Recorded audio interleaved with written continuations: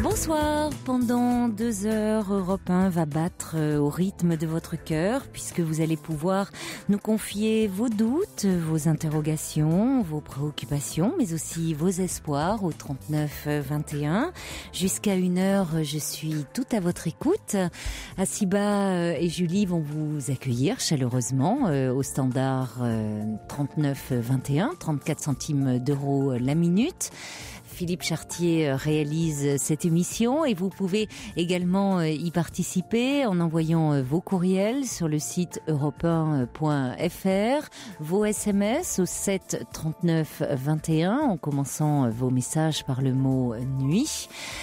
2 heures de direct, 2 heures pour se sentir reliés les uns aux autres. C'est tout de suite, je vous attends. Europe 1, Caroline Dublanche. Bonsoir Patrick. Bonsoir. Alors Patrick, vous voulez me parler d'une relation et une relation qui est liée un peu aussi à votre problème, ancien problème d'alcool. Oui, ancien, je ne sais pas si on peut dire ancien, parce qu'un problème d'alcool, quand on est malade alcoolique, on le reste, même si le verre ou la bouteille s'éloigne. J'ai conscience que c'est une maladie et non pas un vice, mais que c'est une maladie qui est présente, et qu'il faut combattre et que je crois avoir combattu.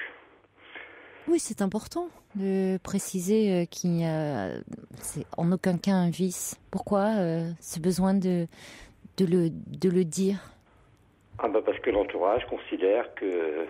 Je veux dire que si j'avais un cancer ou n'importe quelle maladie, on me plaindrait, alors qu'un problème d'alcool, on considère qu'il faut de la volonté, comme pour le tabac, comme pour la drogue, et que c'est pas une maladie. Oui. Ce que j'explique, c'est qu'il y a des alcoologues, des médecins, des hôpitaux, et que ça peut être une maladie. Enfin, une maladie dont je pense être sortie, même si je sais très bien que la bouteille, elle est pas loin et qu'elle me guette. Enfin, elle s'est éloignée et je crois être assez fort pour la repousser. Oui. Voilà. Enfin bon, ça c'est un problème. Bon, en 2004, j'ai été marié avec une femme qui a été malade, qui en est décédée en 2006, et au lieu d'aller voir un médecin et de prendre un traitement, des médicaments, là j'ai sombré dans l'alcool. Et ce passé m'a suivi parce que j'ai été de rémission en rechute.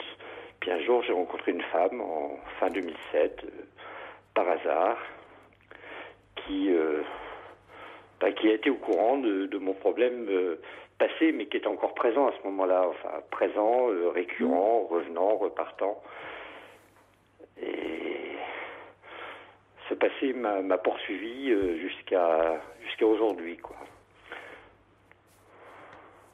Mais alors, de quelle façon ça pèse sur votre relation, c'est ça? Puisque vous voulez nous en parler. Oui, dans la mesure où, mon passé de malade alcoolique, que je ne nie pas, qui n'était pas lié à de la violence, à tout ça, mais enfin, qui était, que j'ai pas forcément rendu une femme heureuse dans sa maladie, parce que moi, même si j'essayais de m'occuper d'elle, j'avais choisi de soigner mon mal-être par le médicament le plus efficace, le plus rapide, qui était l'alcool, alors qui partait, qui revenait, bon. Et femme, quand je l'ai rencontrée, après, en fin 2007, début 2008, bon, a dit à ses enfants, elle s'est renseignée, elle voulait refaire sa vie, moi je voulais refaire la mienne, elle me connaissait un peu, donc elle s'est un peu renseignée, on lui a dit, Patrick, c'est un type, en gros, un type bien, qui bosse, mais qui a un sacré problème d'alcool. Ce qui était vrai. Hein. Et ça a perduré pendant un bout de temps, et pendant 2 ans et demi, de rémission de 2 mois, 3 mois, 6 mois, même 18 mois, mais de rechute aussi. Bon, on vivait chacun chez nous et ça se passait bien jusqu'au moment où on a quand même décidé de vivre ensemble. Oui. Et là, je suis devenu totalement abstinent, mais ses enfants lui ont dit, écoute, Patrick, il rechutera, de toute façon, cette maladie-là, on n'en sort pas, donc tu vas être malheureuse, toi tu es un peu fragile et tu vas être malheureuse, donc on s'oppose à cette relation. Cette relation a eu lieu, on a emménagé, et puis c'était pas facile, l'alcool était sorti de ma vie complètement, mais j'étais devenu retraité, bénévole, et puis à un moment donné, ses enfants lui ont dit, écoute, si tu vis avec lui, tu choisis, c'est lui ou c'est nous. Ces enfants sont adultes donc? Les enfants adultes, oui. Une quarantaine d'années, quoi. Hein. Une quarantaine d'années? Oui, une quarantaine d'années, oui. Ma compagne est une 60aine d'années, et moi aussi. Hein. Donc, voilà, tu choisis, c'est lui ou c'est nous. Donc, elle a choisi, forcément, ses enfants. C'est-à-dire ce que je peux comprendre. Hein. Et puis, un jour, elle est partie. Voilà. Donc, un jour, elle m'a dit, tel jour, mes enfants viennent, je déménage, j'ai choisi un logement, j'ai signé le bail. Il y a combien de temps? C'était en septembre. Septembre 2011. Donc, je n'ai pas compris, parce que j'étais abstinent depuis 18 mois. Oui, je comprends. J'avais repris mes activités bénévoles. Mais comment expliquez-vous que ces enfants veuillent à ce point-là la protéger et qu'elle cède? Parce que ces enfants lui ont dit, moi, ce que j'entends aussi dans ce que vous me dites, c'est que ces enfants lui ont parlé de vous, certes, du problème que vous aviez eu avec l'alcool, même si aujourd'hui vous êtes abstinent. Aujourd'hui, mais je suis du fait, attendez, et qu'elle était fragile. Oui. Donc, à la limite, ces enfants, ils ne vous connaissent pas bien. En revanche, ils connaissent leur mère. Oui. Et semble-t-il, ces enfants se placent plus en position de parents vis-à-vis de leur mère. Oui, c'est ce que vous voyez, c'est étonnant de voir cette femme qui a une 60aine d'années et qui réagit comme une petite fille vis-à-vis de ses enfants, qui laisse ses enfants décider de sa vie de femme. Oui. Bon, c'est ça qui interroge. Et donc, ces enfants ont certainement des raisons aussi je ne dis pas qu'ils agissent, qu'ils ont raison de réagir de la sorte, mais qu'ils ont des raisons. Oui, pourquoi veulent-ils protéger leur mère de cette façon-là? Ils la pensent fragile et ils ont peut-être des raisons. C'est-à-dire peut-être qu'auparavant, et peut-être leur père était un homme qui lui-même avait des problèmes. Peut-être qu'elle s'est mise aussi dans des relations de couple impossibles et peut-être qu'elle est dans des répétitions et qu'ils lui disent « ça suffit, fais attention à toi ». Donc elle ne s'est pas mise dans des répétitions, elle était mariée, après elle a vécu seule, bon peut-être avec des relations, mais elle a vécu seule. Non mais avant de vivre seule, que connaissez-vous de son histoire? Oui, que connaissez-vous de son histoire à cette femme? Je n'en connais que ce qu'elle m'a dit. Oui. Donc, que vous a-t-elle dit? Oui. Comme je suis fragile. Oui, mais ça, fragile, après tout, j'ai envie de dire, qui n'a pas ses fragilités? Vous voyez? Oui. Après tout. Oui. Une fois qu'on a dit ça, on n'a pas dit grand-chose, parce que on a tous des fragilités. Oui. Alors chez certains, elles sont plus apparentes que d'autres, elles prennent des formes plus flagrantes que d'autres. Et évidemment, l'alcool, tout de suite, c'est ça. Je la mettais en danger. Je veux dire, et je Oui, comprends mais évidemment, ça. l'alcool, ça choque. Ça choque le bourgeois, j'ai envie de dire. Ça choque même si on boit dans tous les milieux sociaux. Mais vous voyez, mais il y a des souffrances qui, il y a des blessures, il y a des fragilités qui sont moins visibles, mais qui sont tout aussi présentes, qui prennent d'autres formes. Bah, pour moi, l'alcool, c'était un médicament. Je veux dire, c'était pas Mais un bien plaisir sûr. avec des copains. Mais bien sûr, oui. C'était volet fermé, répondant plus au téléphone, et puis voilà. Jusqu'au Non, moment où on je me réveillais, s'alcoolise. je me disais, bon, Oui. stop, mais je recommençais après, quoi. Bon, donc je comprends que ces enfants aient eu peur de ça. Je le comprends. Mais pourquoi ont-ils voulu protéger leur mère ou Oui. quoi, de dire c'est toi, enfin c'est lui ou c'est nous? C'est la question que je me pose. Oui. Et pourquoi elle leur accorde-t-elle un tel poids? C'est-à-dire que là, il y a des rôles inversés. Oui, c'est ce que je pense, oui. C'est-à-dire moi, je que vois un les... psy, c'est ce que le psy me dit, quoi. C'est que les enfants ces enfants jouent le rôle de parents. Ah, Et complètement. comme dans mes problèmes d'alcool, mes enfants ont joué le rôle de parents en me disant papa, on va s'occuper de toi, et tu fais ci, et tu fais ça, et bon. Mais c'est deux fragilités qui se sont rencontrées, quoi. Oui. Et justement, est-ce que c'était une bonne chose? Ben, c'est la question qu'on s'est posée. Maintenant, elle est partie, on a gardé de bonnes relations. Vous êtes en lien? Toujours? Oui, on est en lien, on va dire, ce que j'appellerais d'amitié amoureuse, quoi. C'est plus qu'une amitié, mais bon, c'est chacun chez soi. Et Vous continuez à entretenir une relation amoureuse, donc c'est-à-dire qu'elle brave les interdits de ses enfants. Elle les contourne. Oui, mais en se cachant. Je veux dire, quand ces enfants viennent, comme pour les fêtes de fin d'année, je suis absent, quoi. Je suis avec les miens, mais je suis absent. Hein. Je n'ai pas le droit d'être présent, et si j'appelle et que ces enfants sont là, faut raccrocher. Par contre, si les enfants sont partis, elle va me rappeler, et puis on va parler librement, gentiment. Oui, donc vous n'avez pas rompu le lien. Non, moi Non, j'ai pas c'est rompu. pas. Vous parlez d'amitié amoureuse, mais mais elle non plus. Dans les faits, elle n'a pas. Elle non plus, non. Elle non plus. C'est-à-dire que. Mais j'appelle pas ça de l'amour, j'appelle de l'amitié amoureuse. Pourquoi? Pourquoi vous n'appelez pas ça de l'amour? Il y a de l'amour, bon, il n'y a pas de sexualité déjà, et puis... Depuis que ses enfants lui ont dit d'arrêter la relation? Oui, maintenant, bon, ces enfants ne sont pas dans la région, ils sont à, 800 kilomètres. Non, mais est-ce qu'il y avait de la sexualité auparavant? Oui, il y en a eu. Bon, à la fin, dans mes problèmes d'alcool, il n'y en avait plus. Enfin, bon, Oui, donc ce n'est pas lié à ça, mais on était ensemble et on était... Ce n'est pas lié au chantage de ses enfants. Non. C'est lié à vos problèmes d'alcool. Oui, mais là, entre-temps, vous avez été abstinent. Donc pourquoi ça n'a pas repris la sexualité entre vous?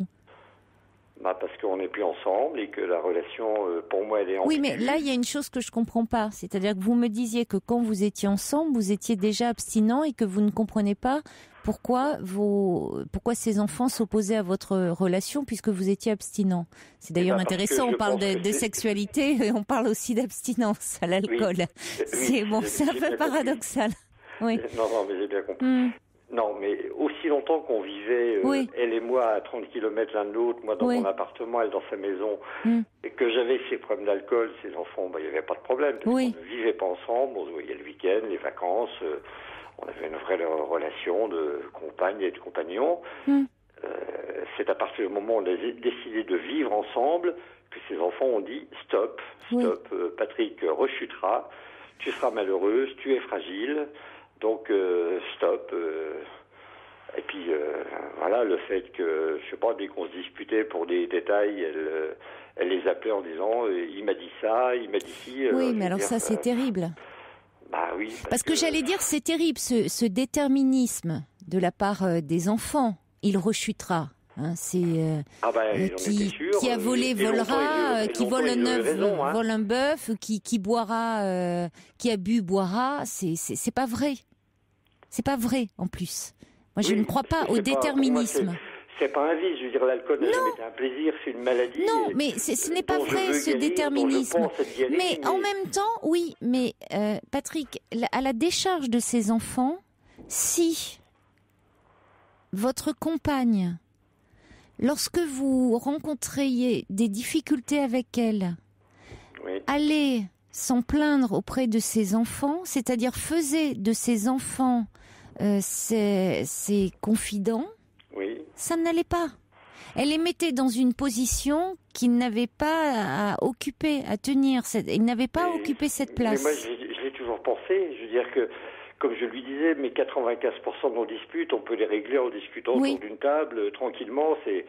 Ou à la limite, elle en parlait à des amis. Là, des amis, elle pouvait se confier. Elle était dans un autre rapport.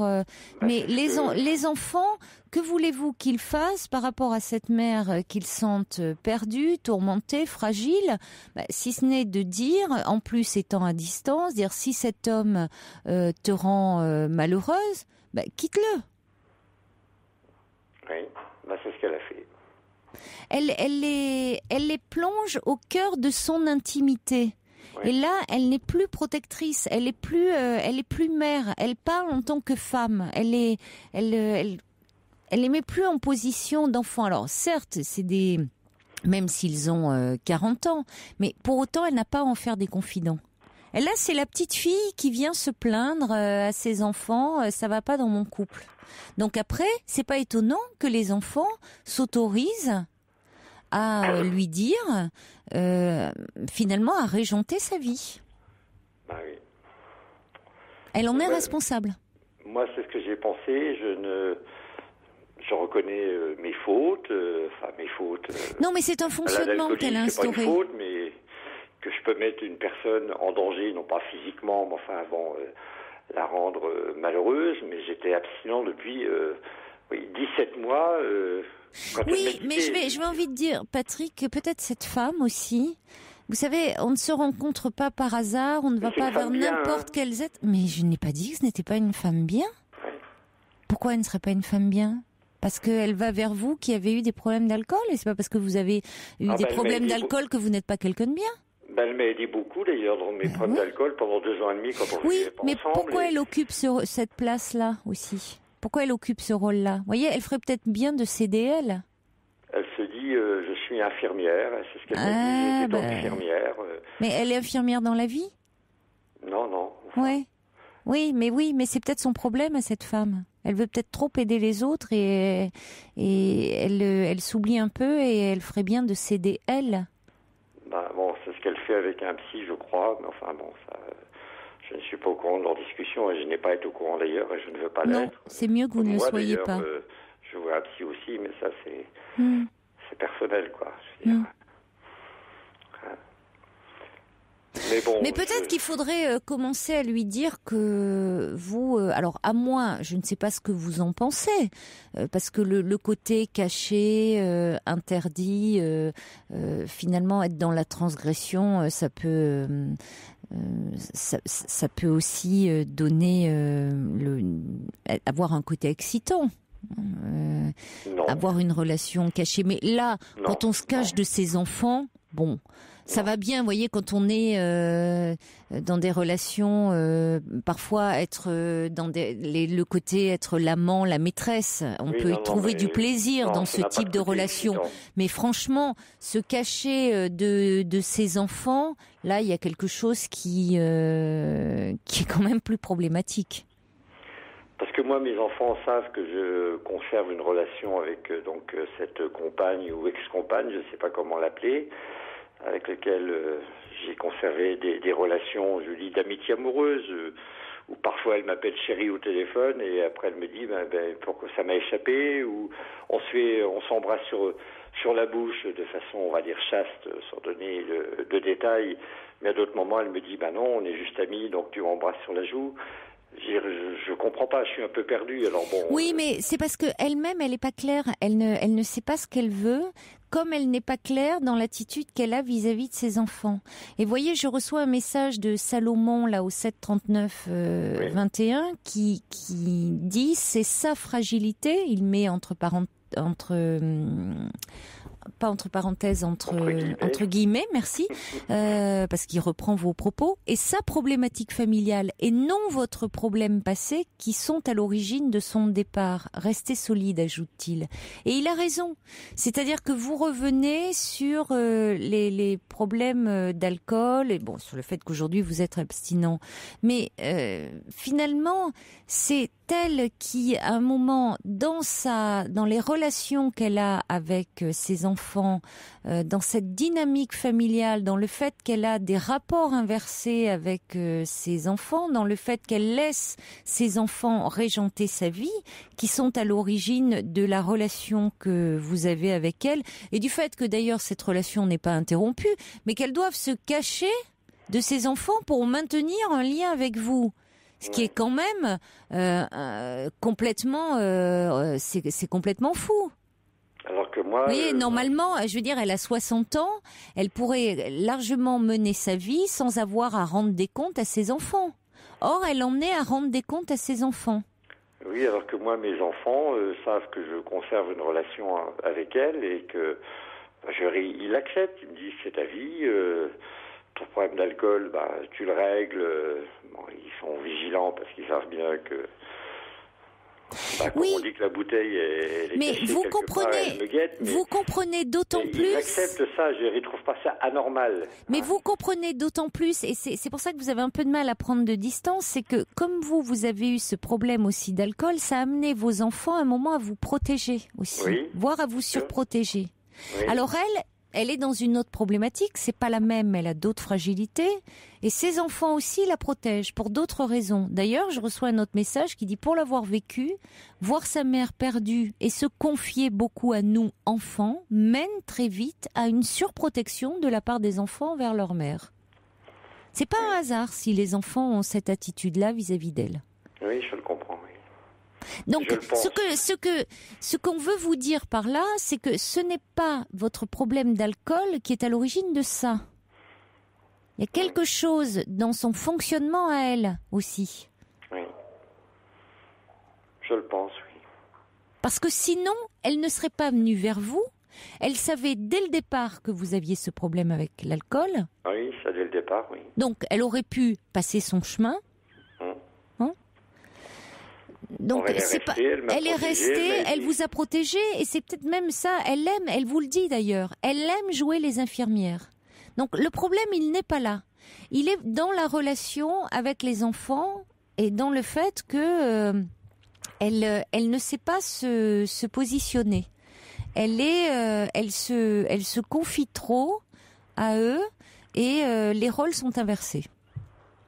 Alors maintenant, à vous, peut-être de dire aussi que vous avez besoin que les choses soient plus claires, mais pour ça, il faudrait que vous arriviez à sortir un peu de cette culpabilité que vous avez par rapport à votre problème à vous.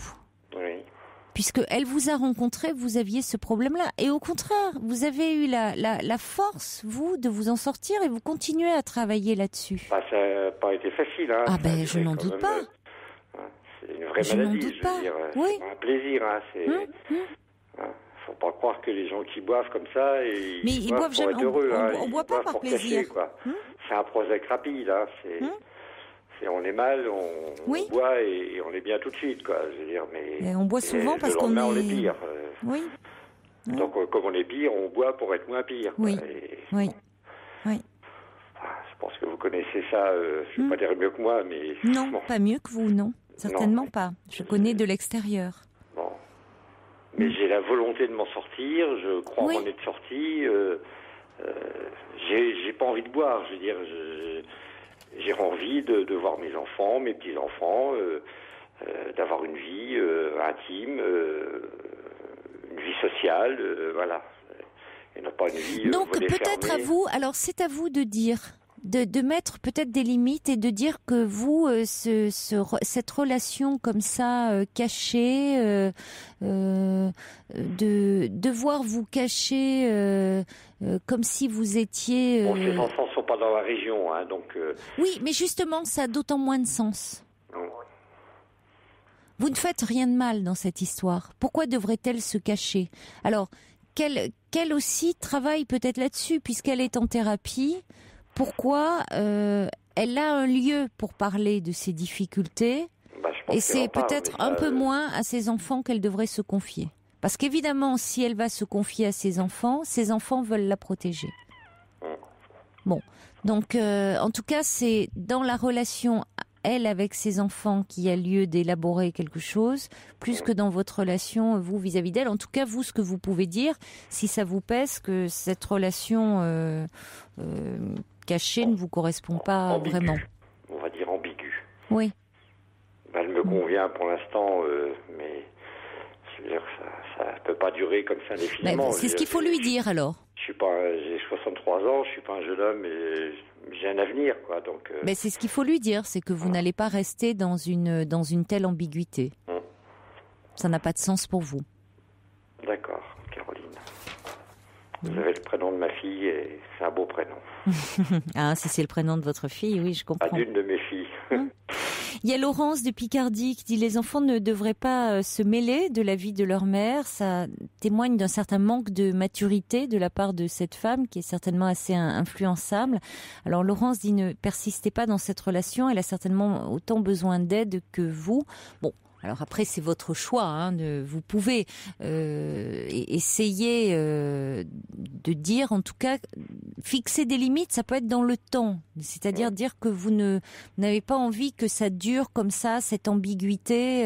C'est ce que mon psy me dit. Oui. Trop longtemps. Ça peut être ça aussi, fixer des limites. Qu'elle comprenne. Comme vous, quoi. Il me dit pas arrêtez, mais il me dit.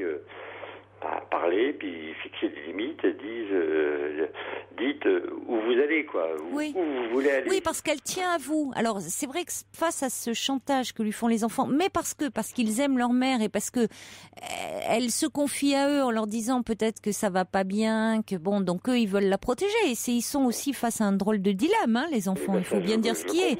Donc, bon, elle met tout le monde dans une situation très compliquée aussi, cette dame. Donc, je crois que aussi, lui fixer des limites, ça peut être aussi rassurant pour elle. Des limites qu'elle n'arrive pas à se fixer. Ça peut l'amener à un moment à décider. Bon, vous voyez, sans le connaître, on se rejoint, votre psy et moi. D'accord, Caroline. Bonne chance. Merci. Et bravo en tout cas pour déjà avoir pour tout ce chemin parcouru. Oh, mais il reste à parcourir. Oui, mais vous avez fait beaucoup. Oui, mais restez-le alors. D'accord. Merci. Au revoir Patrick. Pour dialoguer avec Caroline Dublanche, envoyez nuit suivi de votre message par SMS au 7 39 21. 50 centimes plus coût d'un SMS. Bonsoir Muriel. Muriel, vous êtes avec nous ?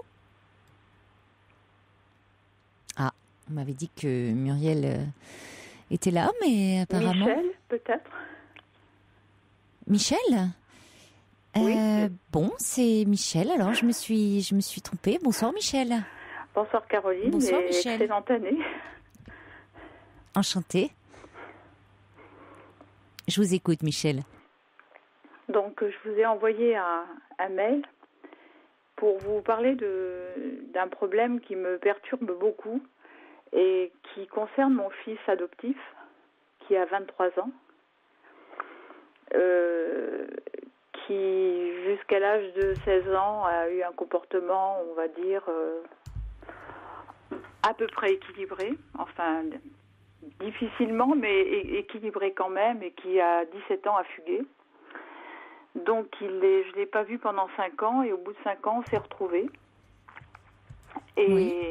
Mon problème c'est que j'ai beaucoup réfléchi pendant ces 5 années et je me suis rappelé de choses qu'il m'avait dites, et notamment une chose que lorsqu'il avait 8 ans, en me parlant de sa mère biologique, parce qu'il a su tout petit, on lui a tout de suite dit qu'il était adopté, on l'a eu à 3 jours, et il m'avait dit, cette salope ne m'a même pas laissé une photo. Donc bon, le temps a passé, et puis quand il a fugué, je me suis souvenue de ce qu'il nous avait dit, et j'ai beaucoup réfléchi à l'adoption. Et je me suis rendu compte que finalement, il y avait quelque chose de violent dans cette démarche. Alors c'est vrai, c'est très beau, je ne regretterai jamais ce que j'ai fait, mais je trouve qu'il y a quelque chose qui est un petit peu violent, c'est-à-dire qu'on On va dans un pays, on rencontre un enfant, les choses se font. On a eu beaucoup de chance, tout s'est fait très facilement, légalement, il n'y a pas eu de problème. Et puis on ramène un enfant comme ça, il est beau, il est intelligent, c'est merveilleux. Et puis quand la personnalité commence à s'affirmer, on perçoit des petites choses et puis des choses un petit peu moins petites. Et puis un jour, on découvre qu'il souffre, oui. mais qu'il ne sait pas le dire. Alors il souffre par des colères, par des comportements, des refus de l'école, et puis après des grandes marques de tendresse. Par exemple, il se mettait à faire la cuisine, il nous faisait des gratins, comme s'il voulait se racheter. Mais il y avait toujours cette souffrance. Et pendant qu'il est parti, je me suis dit, ça a été terrible parce que pendant 5 ans et demi, je ne savais pas où il était. Mais il est parti, vous me dites qu'il a fugué à 17 ans, mais ça a duré... 5 ans et demi. Il avait rencontré une jeune fille et qui avait déclaré qu'elle était la femme de sa vie. C'est elle qui l'avait déclaré. Et il était sur le pas de la porte, à côté de moi, et elle venait une fois de temps en temps à la maison. Elle avait une voiture, elle avait 2 ans de plus que lui. Et à un moment, il me dit « Attends, j'ai quelque chose à lui dire ». Il part en courant, il saute dans la voiture et je l'ai pas revu. Donc ça a duré 5 ans et demi. Et j'ai appris qu'il avait eu beaucoup de problèmes pendant ces 5 années. Oui, ça a dû être une errance. Vous savez, ça se résume en quelques mots.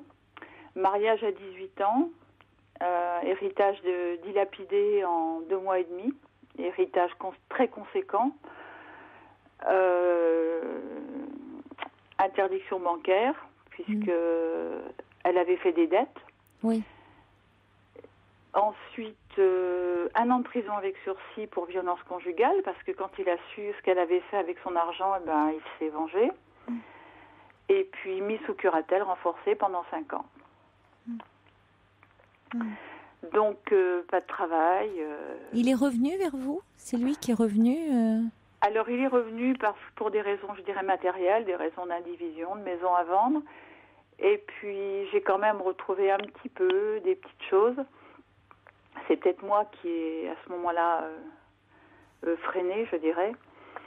Et il m'a dit qu'il voulait, qu'on oublie le passé, mais c'est pas si facile que ça, et puis ça ne s'oublie pas. Surtout qu'en fait, rien n'a été réglé, parce que les causes de sa fugue, tout ça, je ne sais toujours pas pourquoi. Vous l'avez adopté, il avait quel âge ? 3 jours. Ah oui, il était vraiment tout petit pourtant, oui. Ouais. Oui.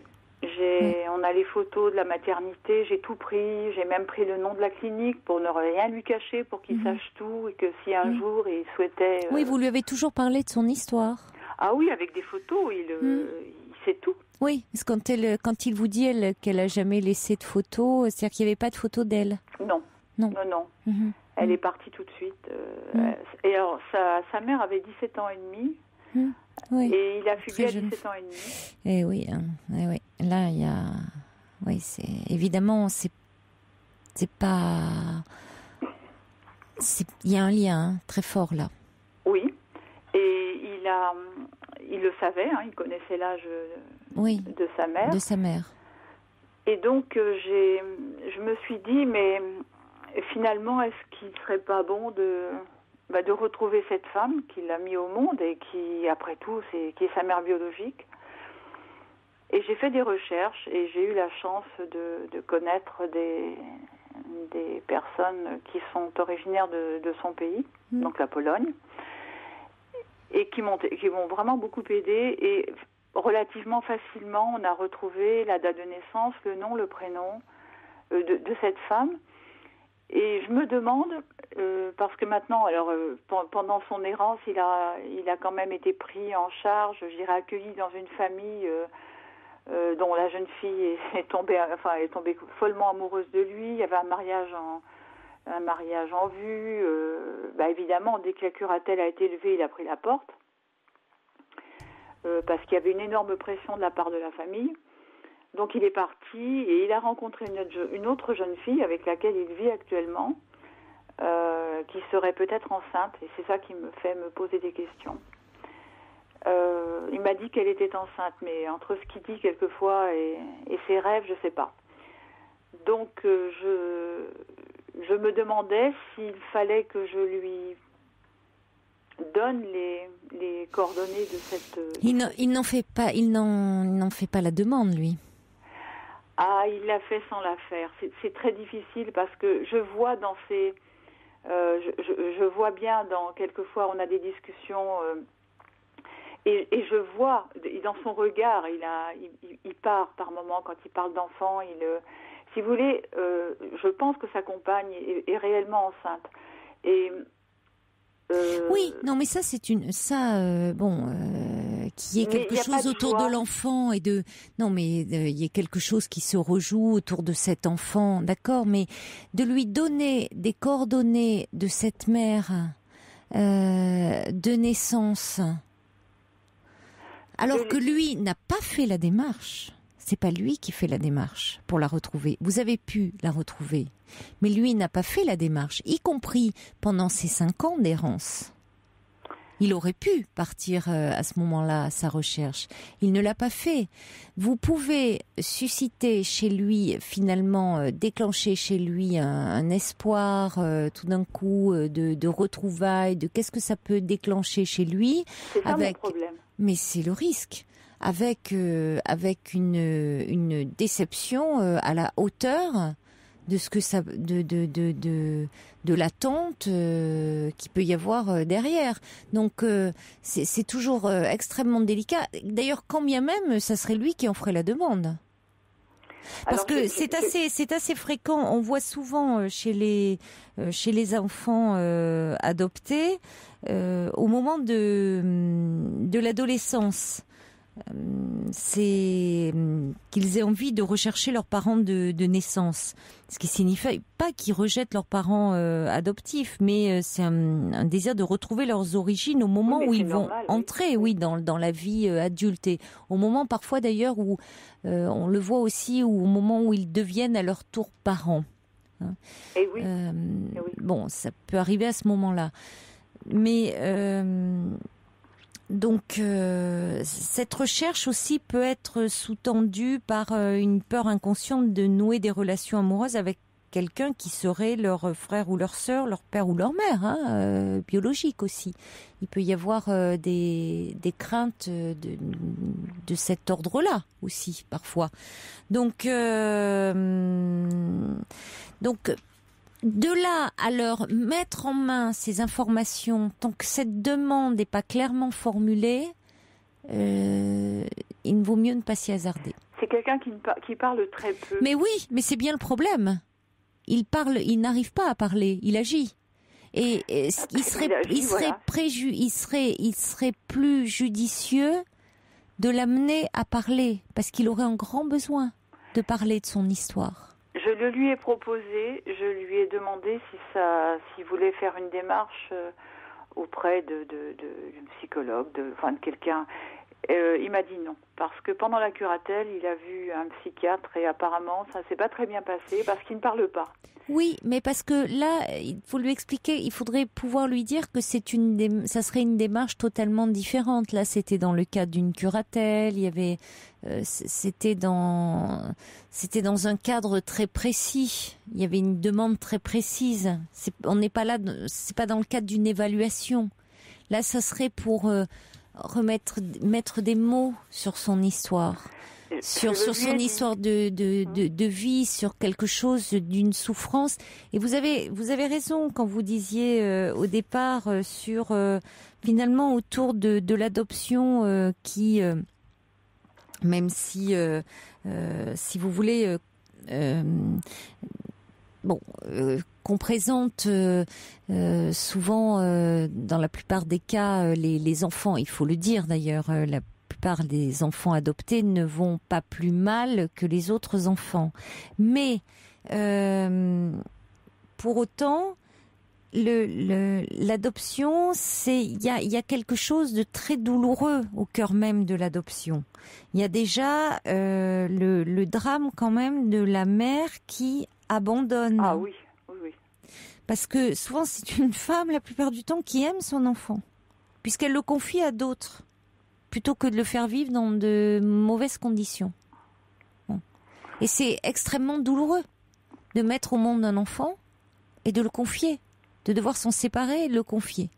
Et cet enfant qui, à peine né, à peine sorti du ventre de sa mère, est séparé et doit connaître des institutions avant d'être adopté. Alors c'est pour ça que je vous demandais au bout de combien de temps vous l'avez eu, parce que ça compte, ça aussi quand même. Alors, si vous plus voulez, la durée de temps en institution est réduite, plus ça joue aussi. Donc 3 jours, c'est quand même très très peu. C'est même exceptionnel que vous l'ayez eu à 3 jours. Hein. Alors si vous voulez, c'est un médecin qui nous a présenté la clinique dans laquelle il travaillait, un neurologue, et qui nous avait dit, c'était donc avant le mur de Berlin, en 88, et il nous avait dit, si vous voulez connaître mon équipe, voilà, je vais vous la présenter. Mais alors ça s'est fait dans un petit coin, dans la blanchisserie. Enfin bon, il y avait toute l'équipe, le pédiatre, la gynécologue, et donc on s'est retrouvés parmi les draps et les serviettes avec des gens comme ça assis, parce qu'il fallait vraiment se cacher. Hein. C'était 88, c'était pas 89, hein, c'était terrible. Et donc on parlait à voix basse comme ça, et une femme est entrée. Voilà, parce que si vous voulez, j'ai connu, mon mari et moi, nous avons connu ce médecin en France qui nous a dit, si vous voulez un jour, qui savait qu'on n'avait pas d'enfant, il a dit, si vous voulez adopter, moi je peux vous mettre sur le chemin de l'adoption. Et je lui avais dit, je veux bien connaître, pourquoi pas, mais avant j'aimerais connaître quand même la Pologne, j'aimerais m'imprégner un peu de ce pays. Et il nous a dit oui, il nous a invités donc chez lui, on a passé une dizaine de jours chez lui. Et le 3e jour, il nous dit venez, je vais vous présenter mon équipe, la clinique où je travaille, l'université où j'enseigne. Enfin, on a fait Et puis, arrivé dans la clinique, nous étions assis là, et tout d'un coup, une femme rentre avec une pile de linge. Elle s'approche vers moi, elle se baisse et elle me dit votre fils. Et elle me met un petit garçon dans les bras. Et ça a été terrible. C'est incroyable. Ah, j'ai la photo et je peux vous dire que ça a été une horreur pour moi. Une horreur parce que je n'étais pas du tout préparée. Parce que je ne... Mais ce qui s'est passé, c'est qu'à l'instant où elle m'a dit « votre fils », j'ai dit « c'est le mien ». C'est fini. Maintenant, c'est le mien. Et un petit peu plus tard, on m'a rajouté « oui, mais la mère a encore 1 mois pour le reprendre ». Ah oui, oui. Et ça a été une horreur. C'est quelque chose, on ne peut même pas, c'est abominable. Et bon, il y avait un petit peu j'ai compris, un peu de pression, un petit peu de chantage derrière qui allait arriver. On a réussi à bloquer tout ça, mais enfin ça a été très dur. Par contre, il avait 3 jours, donc on a fait en sorte qu'il n'aille pas dans un orphelinat. Et on l'a mis chez une nourrice. Et il a été en nourrice tout de suite après. Donc après ce mois. Pendant 1 mois. Pendant 1 mois. Alors non, il est resté 1 mois à l'hôpital. Et après, donc, en nourrice. Et le temps de la procédure, qui a duré les 3 mois, donc 3 mois. 3 et 1, ça faisait 4. Et au bout de 4 mois, on a eu le jugement d'adoption. Et qui nous a été favorable. Ça aussi, c'est une épreuve. Et il faut ensuite rester 1 mois sur place pour dépenser des dollars. Et au bout du 5e mois, on a pu rentrer en France avec lui. Vous pensez qu'il est toujours extrêmement en colère comme ça, Oui. qu'il éprouve toujours beaucoup de violence à l'égard de sa mère de naissance ? Je suis persuadée que oui. Oui. Et c'est moi qui prends. Oui, ben oui, forcément. Et les femmes vont prendre. Et d'ailleurs, la première, bon, il s'est marié à 18 ans, mais bon, c'était de la folie, mais bref, il l'a fait. Donc la première a pris. La deuxième, qui était sage-femme, c'est curieux, il l'a laissée au bout de 4 ans parce qu'elle le télécommandait. Dès qu'il a eu sa curatelle levée, il est parti. Et puis là, il est avec une jeune femme qui est artiste, qui est douce, qui lui convient. Mais jusqu'à quand? Alors c'est vrai que Prune dit ce côté un peu clandestin a peut-être été traumatisant, tout a été trop rapide et violent. Peut-être qu'il le vit comme tel, comme s'il y avait des choses qui n'avaient pas été claires dans cette histoire pour lui. Peut-être qu'il a vu comme ça, comme si, vous voyez, il y avait ça a pu être vécu comme tel, de l'argent échangé, Alors voilà, c'est important ce que vous dites parce que il était dans un CLAE, donc dans une crèche, mais très à partir d'un an. Et la directrice de la crèche était elle-même une enfant adoptée. Et vraiment, c'est une crèche modèle. Il a vécu 3 ans de bonheur dans cette crèche. Il en a d'ailleurs des souvenirs formidables. Mais un jour, ils avaient 4 ans et demi, non, jusqu'à 5 ans, il restait. Et un jour, elle leur a parlé de l'adoption, mais sans nous prévenir. Et elle leur a dit que beaucoup d'enfants adoptés, elle n'a pas généralisé, mais pas loin, étaient des enfants achetés. Des enfants qu'on achetait, les parents donnaient beaucoup d'argent, et puis en échange, on leur donnait un enfant. Or, dans notre cas, il n'y a rien eu de tout ça. Oui, mais vous voyez, comme pour votre fils, comme ça peut avoir un impact résonné en lui, comme s'il y avait eu... comme si on l'avait acheté. On l'avait acheté, donc forcément, vous, sa mère est mauvaise, vous êtes mauvais, enfin, qu'est-ce qu'il est, lui? Une marchandise? Absolument. Quelle valeur on lui donne? Enfin, on l'achète,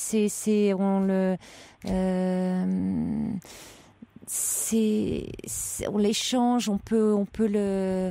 Il compte pourquoi? Finalement, on peut le délaisser contre de l'argent. Sa mère de naissance, contre de l'argent, elle va le donner à de parfaits inconnus qui eux vont l'acheter. Comme on achèterait un bel objet, voyez.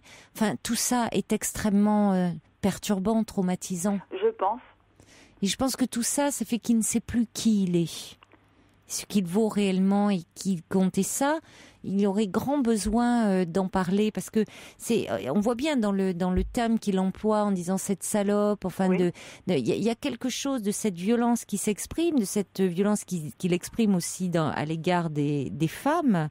Or, c'est vrai que il aurait besoin, et ça en thérapie, ça pourrait être repris, et vous pourriez aussi déjà commencer à lui reparler de son histoire, parce que un peu les conditions même, déjà en lui parlant des conditions dans lesquelles ça s'est fait, de lui re-raconter et de dire que sa mère de naissance, si elle l'a confié, c'était déjà en soi un acte responsable. C'était déjà Françoise Dolto qui dit que dans le mot abandon, il y avait le mot don. C'est-à-dire, et de dire que c'est, vous voyez, et que ça n'a pas été parce que j'ai l'impression qu'il y a eu un amalgame de faits. Alors, oui, mais je crois que il y a quelque chose de plus profond que ça qui s'est mis en place dans la tête de votre fils, hein. Et que tout ça est très très perturbant pour lui. Donc c'est pas, je ne pense pas que ça soit en allant rencontrer cette femme, vous ne savez pas ce qu'elle vit au fond aujourd'hui, qu'est-ce qu'elle va lui dire. Ça va être une étrangère. Il va rencontrer une étrangère aujourd'hui. Mais non, mais ça se fait pas sans préparation. Oui, mais attendez, pour le moment, c'est vous qui le souhaitez. Vous le souhaitez pour lui.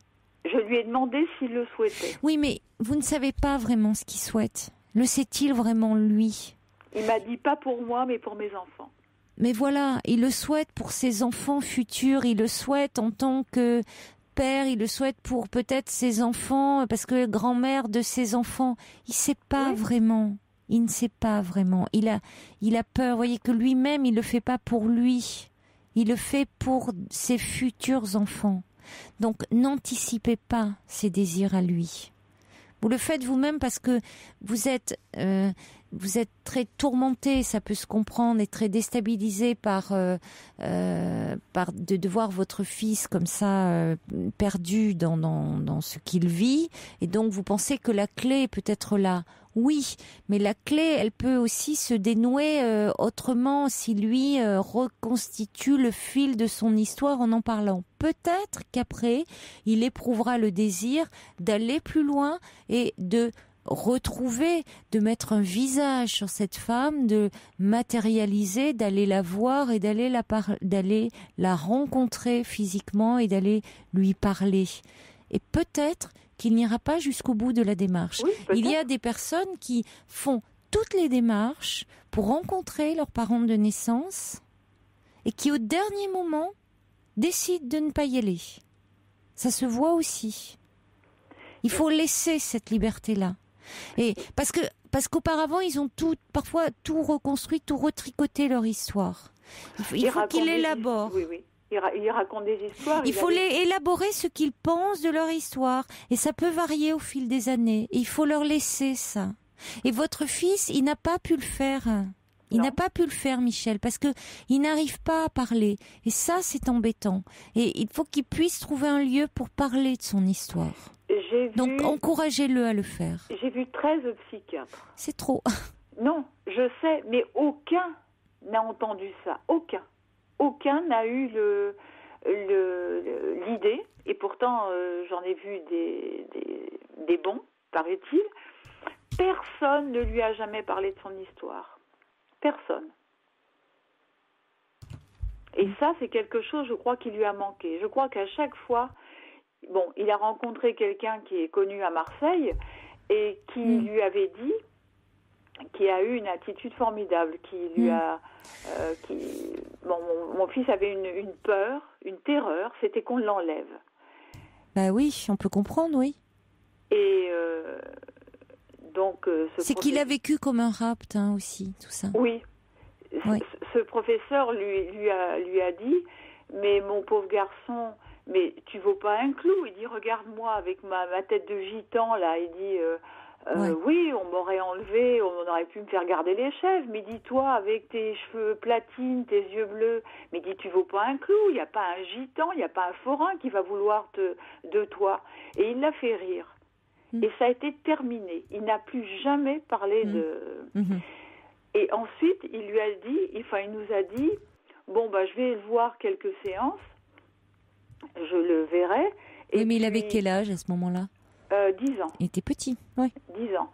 Et il nous avait dit, et ensuite, ce sera réglé. Et vous savez ce qu'il a dit dans la voiture ? Il nous a dit, quelques séances, ce n'est pas sérieux, je n'irai pas. Oui, il était intelligent, il est intelligent, votre fils. Ça se règle pas, un problème comme ça peut pas se régler en quelques séances. Non, il a refusé. Mais évidemment. Ça ne peut pas se régler en quelques séances. Parce qu'en plus, il avait c'est beaucoup plus profond. Alors c'est dommage parce que ça aurait mérité de retourner le voir et en disant d'accord, mais pour le temps qu'il faudra. Parce qu'à ce moment-là, on prend le temps qu'il faut. Pour le temps qu'il faudrait. Oui, à ce moment-là, mais on prend le temps qu'il faut. Voyez, bon, écoutez, on va pas revenir sur le passé, mais on prend prendre le temps qu'il faut. Alors peut-être, rappelez-lui cette anecdote en disant que il peut trouver comme ça un psy avec qui il aura un bon feeling et où il pourra reprendre le fil de son histoire. Parce que ça me paraît essentiel pour lui. Oui, mais je me posais aussi une question. Est-ce que le fait de voir concrètement la clinique où il est né, oui, mais ça c'est votre demande. Ça c'est vous qui pensez que c'est important pour lui. Vous restez sur vous. Il y a quelque chose à votre niveau. Vous pensez ça. Je suis pas sûre que... Peut-être que ça le serait, mais c'est pas dit. Rien n'est sûr. Ça doit venir de lui, pas de vous. Encore une fois. D'accord. Voilà. L'important, c'est d'abord qu'il parle en priorité de son histoire. Bon courage. Merci beaucoup, Caroline. Au revoir, Michel. Bonsoir, Muriel. Bonsoir, Caroline. Je voulais vous remercier pour vos émissions. J'éteins la télévision tous les soirs à 23h pour vous écouter. Oh, merci. Ah oui, j'écoute vos conseils et ça m'apporte beaucoup.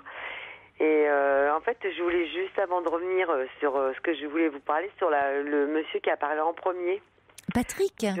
Oui. Je me souviens pas de son prénom.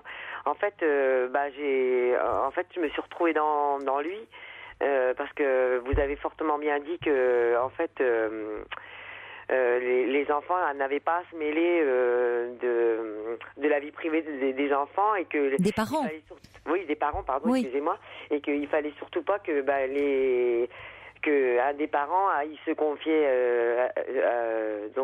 à leurs enfants en leur disant ça va pas, j'ai eu des problèmes avec ma compagne, parce que de toute façon c'est à l'évidence même que de toute façon on se met à porte-à-faux les enfants. Oui. Et moi c'est ce qui m'est arrivé parce que moi si vous voulez c'est un deuxième remariage. Oui. Et en fait moi ça m'a fichu quand même pas mal de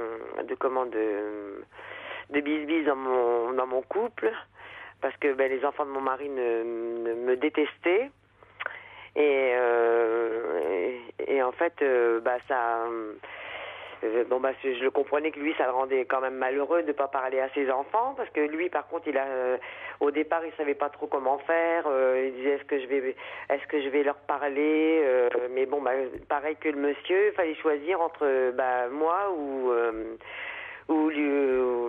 ses enfants. Et ils avaient quel âge, les enfants? À peu près pareil que le monsieur tout à l'heure. Une quarantaine d'années. Ah oui. Ouais. Et il était séparé de leur mère depuis longtemps, quand il vous a rencontré? 20 ans non, attendez, 10 ans, 15 ans. Ah oui, donc oui. Non, parce qu'on pourrait dire si la séparation était récente, les enfants avaient peut-être un peu de mal à l'accepter, mais bon, là... non, là c'était... Mon mari, il est resté quand même, je crois qu'il a eu 15 ans tout seul. Et excusez-moi, parce que je suis un peu stressée, puis comme je suis un peu angoissée, non, mais je vous en prie. Parler du temps. Et en fait, c'est vrai que moi j'ai été... surtout que mon mari, c'est lui qui a pris les enfants. Les enfants n'ont pas voulu aller avec leur mère quand il a divorcé. Donc c'est mon mari qui a récupéré les enfants. Les enfants ont voulu aller vivre avec leur père. Oui. Et il y avait un lien sûrement affectif que moi j'ai pas connu, puisque moi je le connaissais pas à cette époque-là. Donc quand je me suis ramenée dans cette famille, évidemment j'étais j'étais la vieille belle, comme il me disait. Il vous appelait comme ça? Oui, parce qu'en fait, si vous voulez, moi, je suis assez moderne. Je me fais attention à moi. C'est hyper agressif. Ah oui, mais ça, c'est rien. Je veux dire, ça, c'est rien du tout. Donc, j'étais une vieille belle. Parce que moi, j'aime bien m'habiller à la mode, alors que leur mère, elle est plutôt très, très classique. Moi, je suis très spontanée, je suis très simple, alors que leur mère, elle est même très BCBG. Et puis mon mari, si vous voulez, c'était... en fait, il a trouvé en moi ce qu'il aurait voulu au départ de son mariage, de son premier mariage. Oui, vous êtes très différente de leur mère, qui est plutôt un style classique. Oui. On est aux antipodes l'une de l'autre. Et en fait, je culpe pas... ce qui m'est arrivé par la suite, c'est horrible parce que mon mari, il est décédé. Ah oui. Et en fait... sur les 3 enfants, mon mari il est décédé d'un cancer de l'amiante, donc je me suis occupée de lui pendant 20 mois, comme une infirmière, j'ai fait l'infirmière, j'ai tout fait. Les enfants ne sont pas venus le voir. Bon. Et il y a une de ses filles qui n'est pas venue à l'enterrement.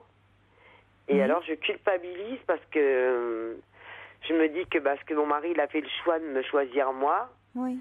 Et en fait, je suis très très mal avec ça parce que je me dis, c'est flou. Je me dis, alors que ça aurait pu très bien se passer et tout ça, je ne sais pas pourquoi. Je sais pas. En fait, j'arrive pas à comprendre pourquoi ils se sont mis à me détester. Mais vous culpabilisez, pourquoi? Parce que vous dites que du coup, il n'était pas entouré de ses enfants. C'est ça? Oui. Vous dites que vous l'avez privé dans ces derniers instants de la présence de ses enfants, peut-être? Mais il n'en voulait même pas, je veux dire que... Voilà, c'est ce que j'allais vous dire, c'est que, est-ce que c'est pas à vous de culpabiliser? Parce que justement, dans des moments comme ça, vous pensez pas que les enfants auraient pu passer au-delà de ces petits différends et sachant leur père malade et venir le voir, être à ses côtés. Alors, je parle même pas aux obsèques parce que bon, les obsèques là, c'est évidemment symbolique d'être présent. Mais leur père, malheureusement, ne pouvait pas, lui, profiter de leur présence. Il aurait mieux valu qu'il soit présent quand il est de son vivant. Oui, bien sûr. Mais vous n'avez pas, vous... votre mari avait fait le choix, lui, de son vivant, avait décidé en son âme et conscience. C'est-à-dire que face au chantage que lui faisaient ses enfants, il avait décidé. Bon. Pas les 3 enfants, mais il y a un de ses enfants qui a voulu, qui lui a dit tu choisis, c'est soit moi ou ta femme. Et mon mari lui a dit écoute, non, moi je peux pas. Toi c'est comme si je te demandais quitte ton mari pour moi. Oui, mais il a raison. Il avait raison. Oui, il avait raison, mais je suis mal parce que je me dis que je l'ai vu souffrir physiquement, moralement, je sais pas, parce que je me fais suivre par une psy et elle me dit qu'en fait, une psy qu'il suivait, donc où il était soigné, et donc comme elle avait quand même pu lui parler quand même pas mal, et je discute bien avec elle, et elle me dit non, il avait, enfin, ça me fait mal de dire ça, mais enfin, elle me disait qu'il avait réussi à faire le deuil de ses enfants. C'est possible. Et en fait, comme moi j'avais des enfants, il s'est rattrapé en fait avec mes enfants, et puis ça n'a pas été accepté du tout. Ça n'a pas été accepté du tout, et puis je le vis vraiment très très mal. Mais vous le vivez certainement plus mal, vous, parce que c'est en tant que mère que vous le vivez, parce que vous avez une relation, vous, très tendre, très aimante avec vos enfants. Donc vous projetez la relation que vous avez avec vos propres enfants, vous la projetez sur la relation que votre mari avait avec ses propres enfants. Oui, mais je pense exactement ce qu'il me disait. Il me dit mais moi je peux pas, tu peux pas comparer. Vous pouvez pas comparer, c'est ce que j'allais vous dire. Certainement que le lien qu'il avait avant même votre venue, avant même votre rencontre, votre rencontre à elle seule ne peut pas expliquer les tensions qu'il y avait pour que cette fille se soit mis comme ça en opposition avec son père. Il y avait certainement d'autres choses auparavant, avant même que vous entriez dans le circuit, si je puis dire, dans sa vie. Oui.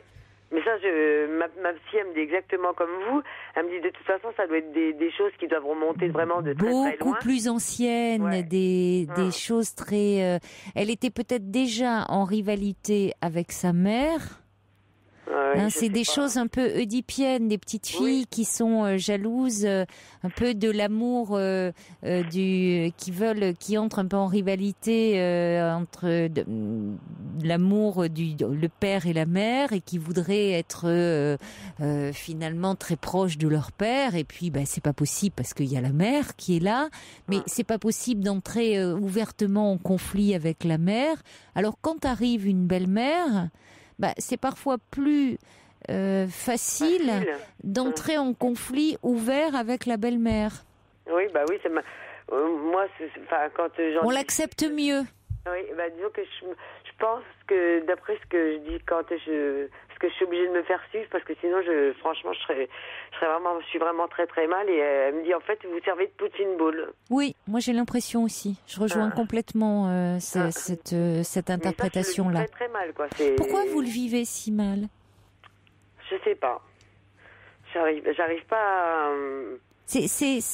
ça vous rend malheureuse, vous? Vous avez l'impression que vous, il en était malheureux? Si vous voulez. Oui, pourquoi? Ça me ramène à mon enfance parce que quand j'étais enfant, en fait, moi j'ai toujours été le vilain petit canard de la famille. D'accord. Et en fait, c'est là que je m'aperçois que l'enfance, en fait, tout découle de l'enfance. Oui. Je me dis, mais c'est pas possible. Il y a des choses qui, quand je réfléchis, depuis 10 ans que je me fais faire une thérapie, et je me dis que, en fait, tout ce qu'on est en étant adulte, en fait, c'est tout ce qu'on a subi quand on était, dans la petite enfance, quoi. Les blessures du passé qui n'ont pas été bien guéries, elles peuvent se réouvrir à l'occasion comme ça de nouveaux événements. Moi, ça s'est et puis que j'arrive pas. Même en psychothérapie, je fais une psychothérapie, mais je sais d'où viennent mes problèmes, mais j'arrive pas à vivre. J'arrive pas à vivre avec. C'est récent. Il faut vous donner le temps de surmonter cette épreuve-là très douloureuse. Hein. Vous avez perdu votre mari déjà il y a 5 mois. Oui. Muriel, après l'avoir beaucoup entouré, beaucoup assisté, et puis c'est particulièrement injuste parce que vous avez tout fait pour lui apporter le meilleur, faire en sorte qu'il soit vraiment bien, et puis vous vous sentez rejeté. Alors que dans les faits, c'est pas ça se joue à un autre niveau. C'est ce que vous dit votre psy. C'est pas votre personnalité qui est en cause. Certainement que il y avait un conflit plus ancien entre votre mari et cette fille-là. Et quand vous dites que vous servez de punching ball, oui, il y a eu. C'est finalement un prétexte. Elle se sert de vous pour, au lieu d'entrer ouvertement en conflit avec sa mère ou avec son père, elle va dire que c'est à cause de vous qu'elle ne veut plus voir son père. Ou, voyez, plutôt que de dire pour quelle raison elle a du mal à voir, elle ne voulait pas voir son père, ou pour quelle raison elle lui en voulait, eh bien... Elle va dire je ne veux plus te voir parce que tu es avec Muriel. Oui. Alors que vous n'êtes qu'un prétexte dans l'histoire. Et si vous voulez aussi, ce qui m'a vraiment beaucoup perturbée, c'est que personne n'a pris de ses nouvelles. Il a fallu que j'envoie une photo de leur père amaigri de 20 kilos pour qu'il daigne quand même, pas celle qui est... Et celle qui est venue, celle qui n'est pas venue à l'enterrement, elle n'a pas fait cas de la photo. Oui. Mais aux deux autres enfants, j'ai envoyé une photo avec le papa amaigri de 20 kilos. Et en fait, il y a eu un coup de téléphone. Pas d'appel pour la fête des pères, alors que je me disais, vous pourriez peut-être, je me disais, il va peut-être avoir la chance d'avoir un coup de téléphone pour la fête des pères. C'est sûrement le la dernière fois. Oui. Et en fait, si vous voulez, depuis que mon mari est décédé, j'ai une de ses filles qui m'appelle pour prendre de mes nouvelles et pour me dire quand est-ce qu'on passe chez le notaire. Si t'es fatigué, je peux m'occuper de tes papiers. Alors, si vous voulez, il y a tout. C'est tout un ensemble. Il n'y a pas que. C'est tout un ensemble qui me.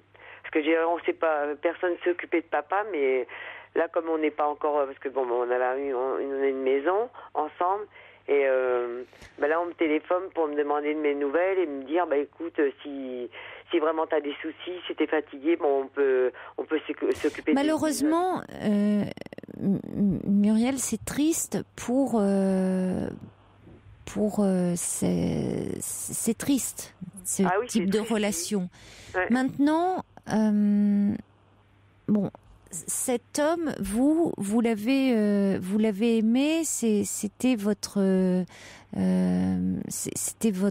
mari, votre amant, vous l'avez connu, voilà.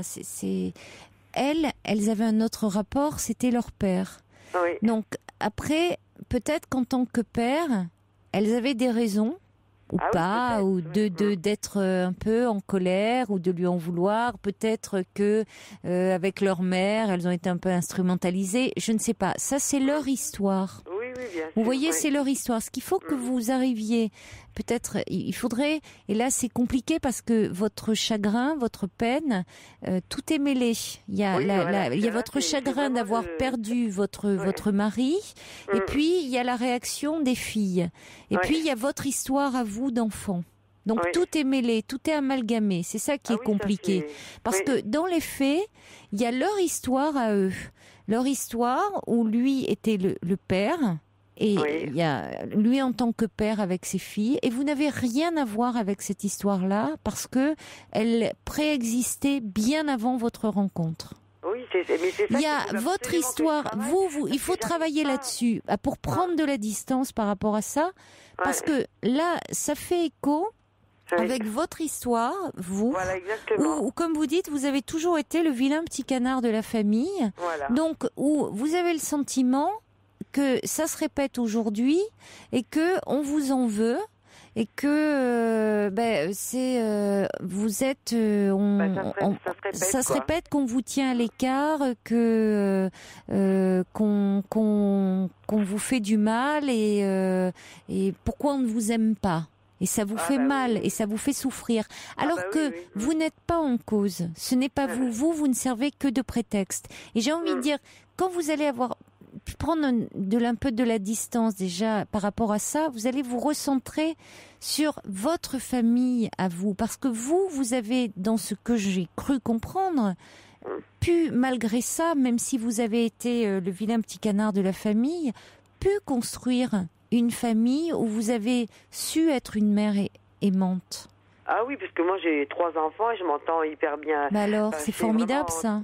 Ah oui, c'est formidable. Oui. Mais je sais pas, mais c'est subconscient, je sais pas, mais j'arrive pas à me défaire de cette histoire-là. Je me dis, mais pourquoi d'une certaine façon, vous avez su vous en défaire parce que sinon vous n'auriez pas pu être une mère aimante. Et vous n'auriez pas pu construire une relation comme ça, tendre et aimante et chaleureuse avec vos enfants. Donc vous avez pu vous défaire de ça. Maintenant, le fait que les filles de cet homme, qui elles ont une relation plus chaotique, plus tourmentée avec leur père, ça vous renvoie à votre problématique d'enfant qui était moins aimée. Ça vous renvoie. Donc ça, il faut travailler ça en thérapie. Oui. Mais parce que ça, c'est leur histoire. C'est pas la vôtre. Mais ça va vous permettre de retravailler vos blessures d'enfant. Oui. Une fois aussi que et puis bon parce que c'est aussi vous êtes dans le chagrin aussi d'avoir perdu votre mari hein. Ah ben là c'est terrible, là c'est vraiment des... Donc laissez et toutes les histoires de notaires et tout, vous voyez juste tout ce qui est sur l'aspect matériel, mais pas plus hein, avec elle. Ah oui, non, vous les avez pas vus du vivant de votre mari, c'est pas maintenant que vous allez nouer des liens. Ah oui, non, mais ça par contre je suis... d'ailleurs quand une de ses filles m'a dit, enfin quand celle qui a osé me téléphoner pour me demander si elle voulait que je m'occupe des affaires, je lui ai dit que non, que je me sentais quand même capable de gérer mes papiers quoi. Ouais. Mais... Salomon, qui dit en conclusion, vous semblez être une belle dame, une belle âme, généreuse et véritablement aimante. Alors soyez fiers et récompensés. On va conclure sur ces paroles. Et il y a Brigitte qui dit, vous n'avez plus besoin d'avoir de rapport avec ces enfants, vous avez assez à endurer avec votre deuil. Elle a tout à fait raison.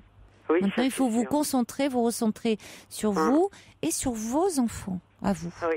Hein? Oui. Bon courage, Muriel. Merci, c'est gentil, Caroline. Merci beaucoup. Au revoir, Muriel. Alors des messages. Cathy nous envoie un petit message au 7 39 21 suite au témoignage de Muriel pour dire aimer ou non, l'enfant ne doit pas attenter à la liberté du parents. Et puis un message aussi suite au témoignage de Michel qui nous parlait de son fils adoptif.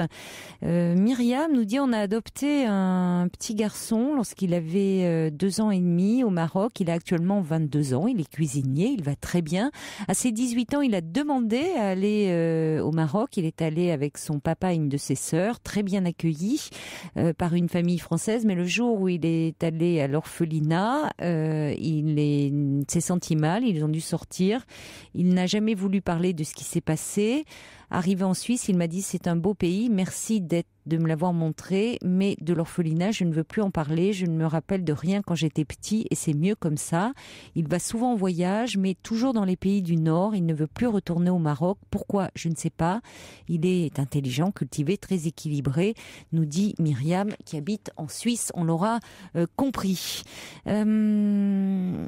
Mélusine dit justement en écoutant le témoignage de Michel, j'ai le sentiment que ce jeune homme a avant tout besoin d'entendre qu'il est son fils, le fils de cette femme, de Michel, qu'elle le conforte dans cette position et qu'il n'a peut-être plus besoin d'entendre qu'il est le fils d'une autre. C'est intéressant ça, je suis assez d'accord avec vous Mélusine aussi. Il y a ce retour certes aux origines, mais peut-être aussi... entendre de dire dans cette histoire quand petit, cette peur d'être enlevé, tout s'est fait très vite aussi, comme ça, ce bébé en 3 jours, cet échange d'argent, enfin on a l'impression qu'il y a eu comme s'il avait été rapté comme ça et que aujourd'hui il a besoin de s'ancrer et que Michel lui rappelle oui, certes il y a eu cette mère de naissance, comme disait si joliment Françoise Dolto, ses parents de naissance, cette mère de naissance celle qu'il a mise au monde, mais que ses parents sont ceux qui l'ont élevé, et que Michel est sa mère et que elles se sentent légitimes aussi dans ce rôle-là. Et peut-être que il y avait quelque chose aussi chez Michel qui manquait à ce niveau-là, dans ce désir de vouloir retourner sur place. Et il faut aussi que Michel se sente légitime dans ce rôle-là. Laurence de Picardie a dit « Votre fils a reproduit la fuite de sa mère au même âge. Il tombe trop facilement amoureux. Peut-être cherche-t-il cette mère affectivement et non physiquement. » Oui. Je pense qu'on n'est pas forcément dans une rencontre physique, mais plus affective et psychologique. On va accueillir maintenant Pauline. Bonsoir. Bonsoir. Bonsoir Pauline. Oui, vous m'entendez? Oui, très bien. D'accord. Alors vous êtes donc une maman, vous avez un petit bébé qui a 9 mois, c'est ça? Oui, je suis maman depuis 9 mois d'un petit garçon. D'un petit garçon. Je suis maman célibataire. Oui. Et voilà, je vous appelais pour parler un petit peu de ma petite histoire et avoir votre avis aussi surtout. Mais je vous écoute. Donc voilà, j'ai 23 ans, je suis assez jeune. Oui. En fait, le sujet, c'était plus... j'ai un petit problème j'ai plus un problème de relation avec les hommes qui a toujours été là depuis un petit moment quand même. Là, par rapport à ma dernière relation, je suis séparée du père de mon fils depuis la grossesse. Oui, pour quelle raison? Parce qu'on s'entendait plus du tout, parce qu'il y a eu beaucoup de mensonges. Il est parti alors que vous étiez enceinte? Oui. Oui. Et ça n'a pas été facile, mais j'ai quand même eu un entourage qui était présent. Familial? Familial. Oui. Qui était très très présent, qui a beaucoup joué aussi, parce que je pense que c'est pas forcément un chemin très très facile. Non. Et bon, ça c'est un détail. Et non, c'est pas un détail. Non, c'est pas un détail, ça fait partie aussi de mon histoire, mais j'ai toujours eu un problème relationnel avec les hommes par rapport au regard que j'ai envers eux.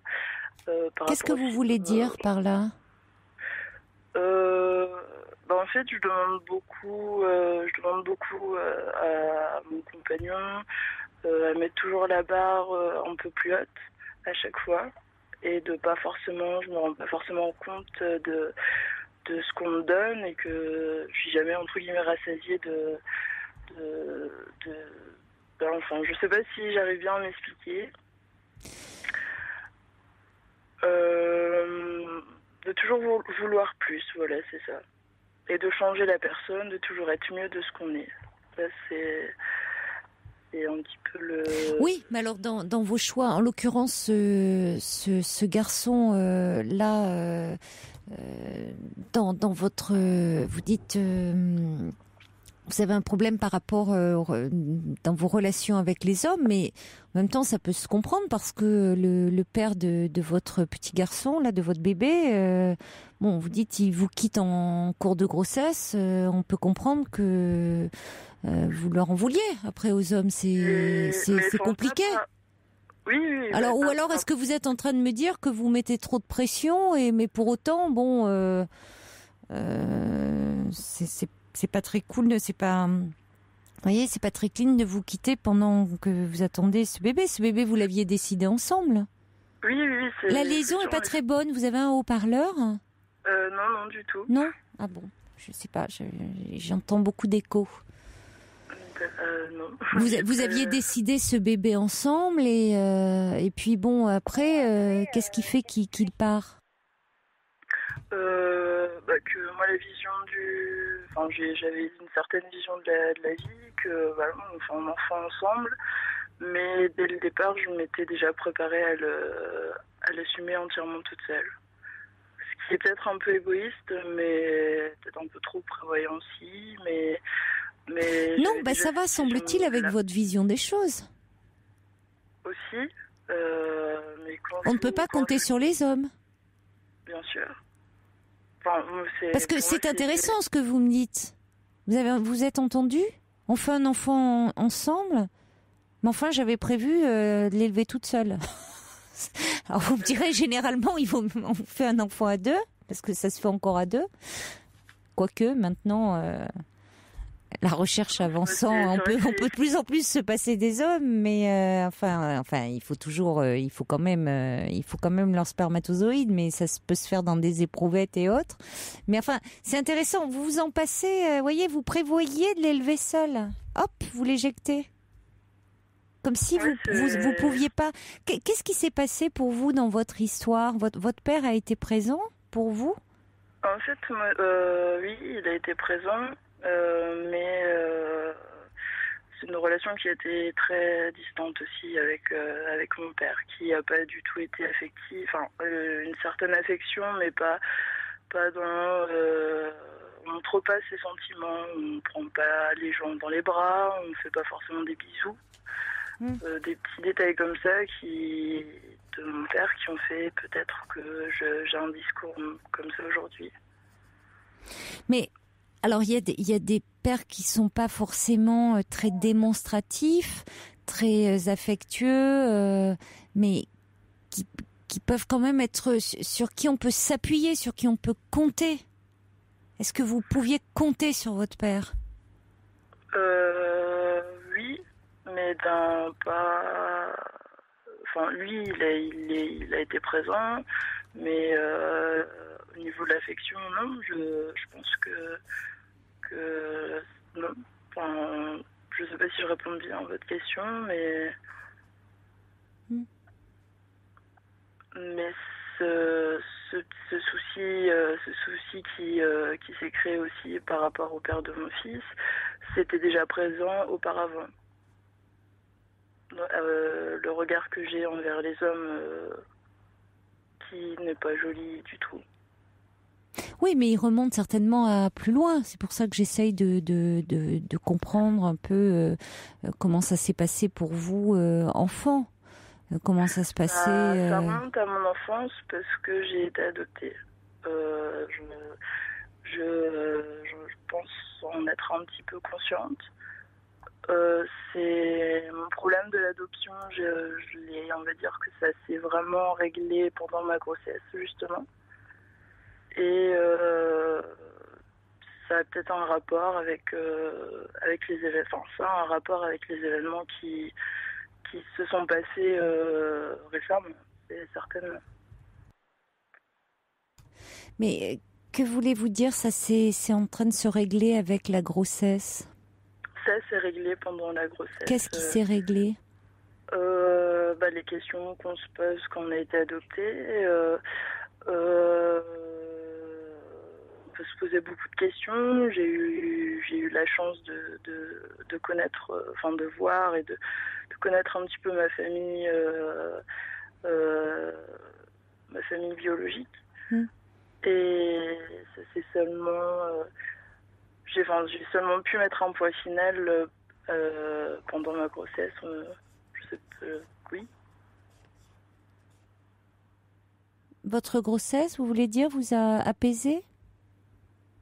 Ma grossesse m'a apporté beaucoup de choses dans le sens où j'ai pu, on va pas dire régler, mais si je vais utiliser le mot régler des choses que j'ai pas su auparavant faire ou exprimer, ou ça m'a apporté beaucoup de choses par rapport à cette chose, à ça, quoi. Et quand vous dites que ça remonte à loin, ce mauvais rapport avec les hommes, dites au fait que vous ayez été adopté, donc vous avez pu un peu savoir quelle était votre histoire. Vous dites rencontrer votre famille biologique, donc connaître un peu les circonstances de votre naissance, le pourquoi de votre abandon. Vous avez pu rencontrer. On rencontre plus souvent sa mère que son père, parce qu'on parle souvent des mères. Dans ces cas-là, on voit rarement les pères. Il faut bien le dire. Oui, moi j'ai vu vraiment mon père, ma mère. Vous avez vu votre père également? Oui. Oui. Oui, qui est présent, mes frères et sœurs aussi qui étaient présents. Oui. Et j'en ai pu un petit peu discuter, mais sans forcément entrer dans les détails, dans les gros détails, quoi. C'est toujours resté un peu superficiel parce que la période où je les ai rencontrés, c'est un peu les vacances, donc on va pas forcément, on est content de voir ses origines. Ça nous apporte beaucoup de choses, mais on va pas forcément poser les petites questions qui sont un petit peu délicates à poser, quoi. Donc c'est resté en surface. C'est resté en surface, oui. C'est resté en surface et ça a été réglé pendant ma grossesse. Oui, alors c'est ça, vous dites régler, mais c'est ça, j'ai du mal à comprendre comme si cette grossesse vous permettez, vous, à votre tour, en devenant mère, comme s'il y avait quelque chose qui faisait que vous vous inscriviez dans une filiation, comme si là, peut-être, vous pouviez trouver un peu de sérénité, vous apaiser. Oui, je pense que mais pas dans votre relation avec les hommes. Non, et je me pose beaucoup de questions. Je suis suivie par un psychologue par rapport à tout ça, quoi. Et je sais pas pourquoi. C'est-à-dire que vous, finalement, vous avez pu, vous êtes sorti de cette spirale. Oui. Vous avez pu, avec la grossesse, vous avez pu mettre au monde cet enfant, et il est là et vous en occupez. Oui. Hein? Ça, vous vous en occupez de votre petit garçon. Oui. Voilà. Vous êtes sa mère, vous êtes là, bon. Donc vous avez arrêté, vous n'avez pas répété un schéma. Peut-être vous en aviez peur. On peut avoir cette peur parfois, dire comment est-ce que je vais être à mon tour capable de transmettre quelque chose, est-ce que je vais être une mère suffisamment bonne, il peut y avoir des doutes comme ça. Donc ça, c'est comme vous dites, ça s'est réglé, ça. Mais avec les hommes, il y a quelque chose qui ne se règle pas, puisque les hommes, là, vous ne voulez pas investir la relation. Comme si investir une relation, c'était dangereux. Par peur de quoi? D'être abandonné, de qui vous déçoivent, comme si les hommes étaient décevants. Vous voyez, qu'est-ce qui se passe là? De déception, de pas faire confiance. Oui, un enfant, il vous décevra. Lui, l'amour d'un enfant, il vous décevra jamais. Lui, vous serez jamais déçu. C'est ça, c'est l'amour inconditionnel. En devenant mère, vous avez l'amour inconditionnel. C'est vrai. Vous êtes comblé par ce bébé, par ce petit garçon en plus. Vous avez un homme dans votre vie là, qui vous comble et qui vous abandonnera pas. Bien sûr, mais c'est la relation avec les hommes, c'est pas du tout réglé. Non. Non. Mais non, mais parce que les hommes, pour vous, ils peuvent être décevants, ils peuvent vous abandonner. Ils peuvent vous décevoir, et d'ailleurs, le père de ce bébé, il est parti pendant la grossesse. Oui. Donc, il y a quelque chose qui demande à être travaillé, parce que ça ravive la blessure première de l'abandon chez vous. Vous avez trop peur de ça. Alors oui, vous voulez les changer, vous voulez certainement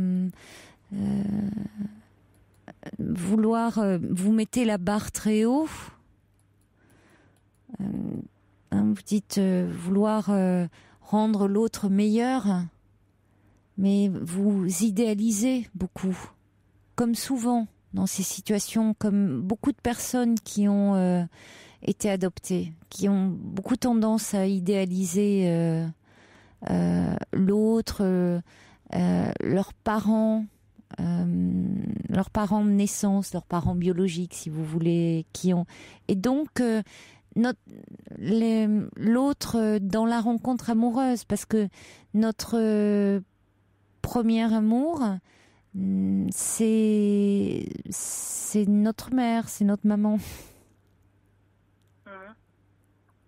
De là découlent nos amours futurs. Si on n'est pas, si on a du mal à aimer, à être aimé, si on a un manque premier, si on a été très carencé sur ce plan-là, finalement, pourquoi aller vers des hommes, pourquoi aimer des hommes si on n'a pas cet amour-là, cet amour premier? C'est notre premier amour, notre mère. Hein. Qu'on soit un homme ou une femme. Le bébé, quand il vient au monde, c'est sa mère. Le père est là, bien sûr. Mais pour un bébé, il est dans un corps à corps avec sa mère. Il sort du ventre maternel, il est dans un pot à pot, il est... alors si sa mère, en plus, le nourrit, l'allaite, il est collé à sa mère. Hein. Et on en garde des traces de ça. Donc, y compris après dans la rencontre amoureuse. Donc, et souvent, chez les personnes adoptées, il en reste quelque chose de ça, de vouloir idéaliser l'autre, celui peut-être qui nous a, qui a pu abandonner, s'il est peut-être, voyez, en faire un personnage magnifique, un personnage de roman parfois. Moi, je vois un petit peu la chose différemment. C'est que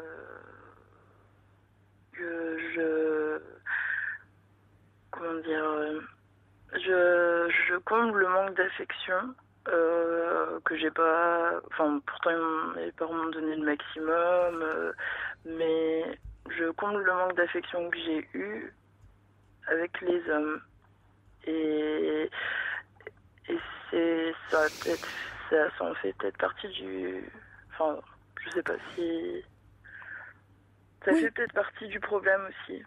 Oui, alors vous leur en demandez certainement beaucoup, c'est-à-dire que vous en attendez beaucoup, mais en même temps, regardez sur quel choix se portent vos choix amoureux, parce que c'est pas rien quand même, hein. Vous êtes tombé là sur un homme qui vous décidez d'avoir un enfant ensemble et cet homme il vous quitte pendant la grossesse. Bon, ça peut arriver, mais enfin c'est pas neutre. Compte tenu de votre histoire, c'est pas neutre tout ça. Donc moi je pense que il y a quelque chose à travailler sur le plan de votre histoire, parce que je crois que pour vous investir dans une histoire amoureuse, c'est dangereux, c'est prendre un risque. Prendre un risque de... Vous dites que vous comblez un vide, vous comblez un manque. Oui, enfin, j'entends bien ce que vous me dites, mais je suis pas certaine de ça. Je me demande si, au contraire, vous n'avez pas peur, au fond, si vous ne faites pas tout pour... ce qui, dans un sens, je vous rejoins, mais pour les faire fuir. Parce que vous attacher, c'est dangereux.